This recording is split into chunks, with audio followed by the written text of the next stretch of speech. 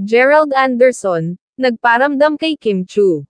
Saludo ang aktor sa pagiging hard worker ni Kim Chu, lalo na sa success ng katatapos lang na online series nitong Linlang. Nakakatuwa kasi ang naririnig ko. Ibang Kim yung nakita nila, ibang JM De Guzman. I'm happy for her because talagang yun yung perfect word for her, hard worker talaga yan. Sobrang nakaka-inspire yan. Pag ganon-ganon lang siya sa Showtime bot, grabe yun, fighter yun, palaban yun. She works really hard. Yung success na meron siya ngayon with this show, she deserves it. Pero ayaw ni Gerald na sumagot kung may chance na magkatrabaho ulit sila ni Kim.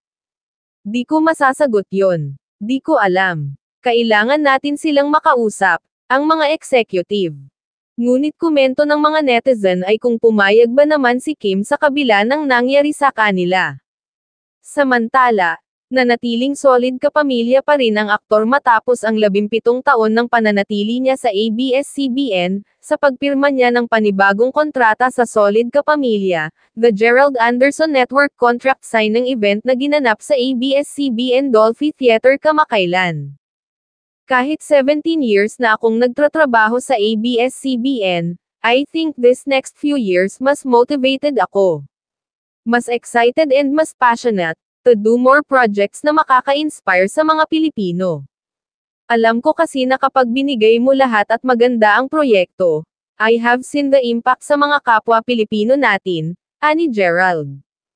Sa ngayon, inaayos at pinag-uusapan pa nila ang mga susunod na proyekto niya sa ABS-CBN, pero saad niya, na gusto niya ulit makagawa ng serye tulad ng mga nakaraan niyang proyekto na A Soldier's Heart, at A Family Affair.